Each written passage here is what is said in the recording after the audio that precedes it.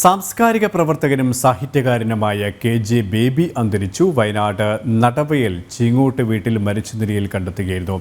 കേരള സാഹിത്യ അക്കാദമി പുരസ്കാര ജേതാവാണ്. വിവരങ്ങളുമായി അർജുൻ പി.എസ്. ചേരുകയാണ്. അർജുൻ, കനവ് ബേബി എന്നറിയപ്പെടുന്ന കെ.ജെ. ബേബിയാണ് മരിച്ചിരിക്കുന്നത്. അദ്ദേഹത്തിൻ്റെ മാവേലി മന്റം എന്ന നോവലും ഒപ്പം തന്നെ നാടകത്തിക എന്നുള്ള ആ ഒരു നാടകവുമൊക്കെ മലയാളികൾ ഏറെ വായിക്കുകയും കാണുകയും ചർച്ച ചെയ്യപ്പെടുകയും ചെയ്ത കൃതികളാണ്. എപ്പോഴായിരുന്നു അന്ത്യം സംഭവിച്ചത്? മറ്റ് വിശദാംശങ്ങളും എന്തൊക്കെയാണ്? തീർച്ചയായും കെ പി, ഇദ്ദേഹത്തെക്കുറിച്ച് പറയുമ്പോൾ നമുക്ക് ആദ്യമായി പറയേണ്ടത് കനിവ് എന്ന ഒരു സ്ഥാപനമാണ്. അതായത് ഇവിടെയുള്ള ആദിവാസി വിദ്യാർത്ഥികൾ, പാവപ്പെട്ട വിദ്യാർത്ഥികൾക്കായിട്ട് തുടങ്ങിയിട്ടുള്ള ഒരു സംരംഭമാണ്, അല്ലെങ്കിൽ അത്തരത്തിലുള്ള ഒരു പ്രസ്ഥാനമാണ് ഈ കനിവ് എന്ന് പറയുന്നത്. ഈ കനിവിലൂടെ വളർന്നു വന്ന നിരവധി പേരുണ്ട്.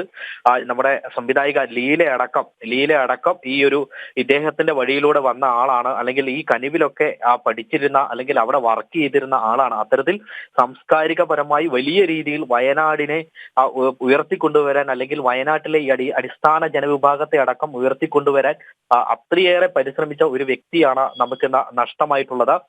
അത്തരത്തിൽ അദ്ദേഹത്തിന്റെ ഈ ഒരു കാര്യം നേരത്തെ കെ പി സൂചിപ്പിച്ചതുപോലെ തന്നെ അത്തരത്തിൽ വിവിധ മേഖലകളിൽ അദ്ദേഹം വ്യക്തിമുദ്ര പതിപ്പിച്ചിരുന്നു. ഇത്തരത്തിൽ ഈ കനിവ് അർജുൻ